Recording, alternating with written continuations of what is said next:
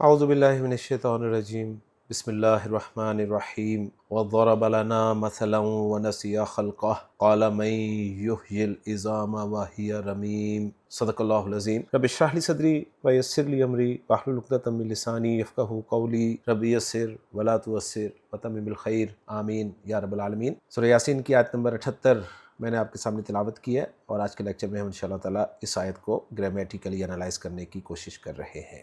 آیت میں وقف کی ایک علامت ہے، لہٰذا پہلے تو ہم اس آیت کے دو حصے بناتے ہیں۔ پہلا حصہ ہوگا وَضَرَبَ لَنَا مَثَلًا وَنَسِیَ خَلْقَهُ، اور دوسرا ہوگا قَالَ مَن یحیی العظام وہی رمیم۔ اب جو پہلا حصہ ہے، اس پہلے حصے میں ہمیں ایک واو عاطفہ نظر آ رہا ہے، لہٰذا اس پہلے حصے کے ہم دو حصے بنا دیں گے۔ پہلا حصہ ہوگا وَضَرَبَ لَنَا مَثَلًا، دوسرا ہوگا وَنَسِیَ خَلْقَهُ۔ تو چلتے ہیں جی پہلے حصے کے پہلے حصے کی طرف۔ پہلے حصے کے پہلے حصے کا پہلا لفظ جو ہے وہ ہے واو، حرف ہے۔ ضربہ فعل ہے، فعل ماضی معروف، واحد مذکر غائب کا صیغہ ہے۔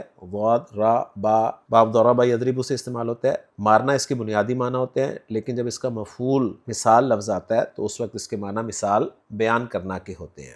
لام حرف جر ہے، جس کے ساتھ نا ضمیر مجرور متصل جمع متکلم کی لگی ہے، اور آگے مثلاً جو ہے یہ ضربہ کے مفعول کے طور پر استعمال ہو رہا ہے۔ واحد ہے، مذکر ہے، منصوب ہے اور نکرہ ہے۔ جملہ بنائیں تو ضربہ فعل و فاعل، ہوا ضمیر مرفوع متصل اس کا فاعل ہے، اور یہ ہوا ضمیر جو ہے پچھلی آیت میں جو الانسان کی بات ہو رہی تھی نا، اس کی طرف لوٹ رہی ہے۔ لنا جار مجرور متعلق ہو جائے گا ضربہ فعل کے لیے، اور مثلاً جو ہے یہ مفعول بھی ہو جائے گا ضربہ فعل کے لیے، اور یوں فعل اپنے فاعل، اپنے متعلق اور اپنے مفعول بھی سے مل کر جملہ فعلیہ بن جائے گا۔ اب پہلے حصے کا جو دوسرا حصہ ہے وہ ہے وَنَسِیَ خَلْقَهُ۔ الفاظ سے بات کریں گے، واو حرف ہے، عاطفہ ہے، نسیہ فعل، فعل ماضی معروف، واحد مذکر غائب کا صیغہ ہے، نون سین اور یا حروف مادہ باب سمیع اسموں سے استعمال ہوتا ہے۔ نسیہ ینسیو، تبدیلی کے بعد نسیہ ینسا، بھولنا اس کے معنی ہوتے ہیں۔ خلق واحد مذکر منصوب اور اضافت کی وجہ سے معرفہ، اور ساتھ ضمیر لگی ہوئی ہے ہو کی، ضمیر مجرور متصل واحد مذکر غائب کی جو انسان کی طرف ہی لوٹ رہی ہے۔ نسیہ فعل با فاعل، خلقہ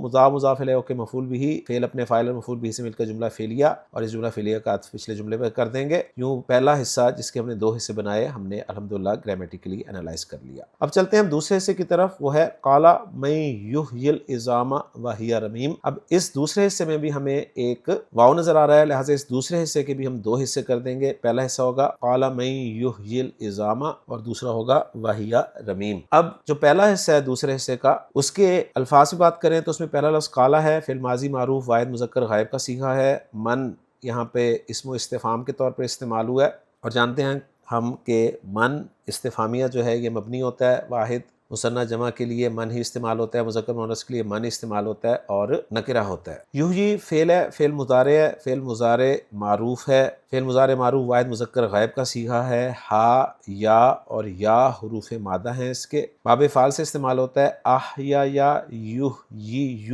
احیا یحیی احیاء ان، جس کے معنی ہوتے ہیں زندہ کرنا، اور یہ بات اب اچھی طرح سے جانتے ہیں کہ یحیی جو ہے اسی طرح ایک ہی یا کے ساتھ لکھا جاتا ہے۔ آخری لفظ اس حصے کا وہ ہے العظام۔ العظام العظم کی جمع ہے، جس کے معنی ہڈی کے ہوتے ہیں، مذکر معرفہ اور منصوب استعمال ہوا ہے۔ الفاظ کو جوڑ کر جملہ بنائیں تو قالا فعل با فاعل ہو گیا، ہوا ضمیر مرفوع متصل اس کا فاعل ہے، اور اب مفعول بھی مقول القول جو ہے وہ ہے من یحیی العظام، جس میں من استفہامیہ جو ہے مبتدا ہے، اور اس کی خبر جو ہے وہ یحیی العظام ہے، جو کہ ایک جملہ فعلیہ ہے۔ فعل، فاعل اور مفعول کا مجموعہ، یحیی میں ہوا ضمیر جو ہے یہ اس کا فاعل ہے۔ یوں فعل، فاعل، مفعول جملہ فعلیہ ہو کر محلاً مرفوع خبر بن جائے گا من مبتدا کے لیے، اور من مبتدا اپنی خبر سے مل کر جملہ اسمیہ ہو کر محلاً منصوب مفعول بھی مقول القول بن جائے گا قال فعل کے لیے، اور قال فعل اپنے فاعل اور مفعول بھی سے مل کر جملہ فعلیہ بن جائے گا۔ اب جو دوسرے حصے کا دوسرا حصہ ہے وہ ہے وہی رمیم۔ واو کو حالیہ قرار دے دیں گے۔ ہیا جو ہے یہ ضمیر مرفوع منفصل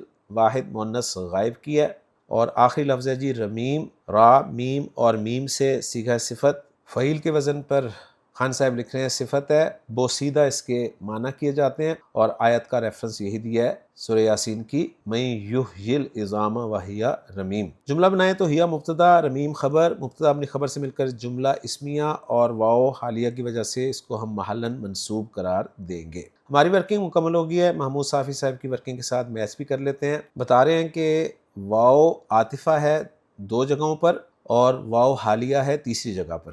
لنا متعلق ہے ضربہ کے، اور اس کے بارے میں دوسری رائے یہ دے رہے ہیں کہ یہ مفعول بھی ثانی بھی بن سکتا ہے اگر ضربہ کو جعل کے معنی میں لیا جائے۔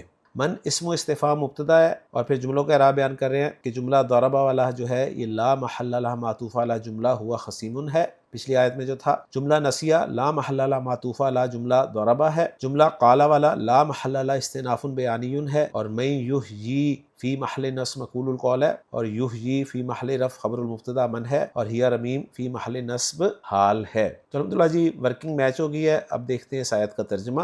عبدالسلام صاحب کہہ رہے ہیں کہ وہ ضرب لنا مثلا، اور اس نے ہمارے لیے ایک مثال بیان کی، وَنَسِیَ خَلْقَهُ، اور اپنی پیدائش کو بھول گیا۔ قَالَ، اس نے کہا، مَن یحیی العظام، کون ہڈیوں کو زندہ کرے گا، وَهِیَ رَمِیم، جبکہ وہ بوسیدہ ہوں گی۔ تو الحمدللہ جی آج کے لیکچر میں سورہ یاسین کی آیت نمبر 78 بھی ہم نے گرامیٹیکلی انالائز کر لی ہے۔ انشاءاللہ تعالیٰ اگلے لیکچر میں اگلی آیت کے ساتھ آپ سے ملاقات ہوگی۔ سبحانک اللہم و بحمدک، اشہد ان لا الہ الا انت، استغفرک و اتوب الیک۔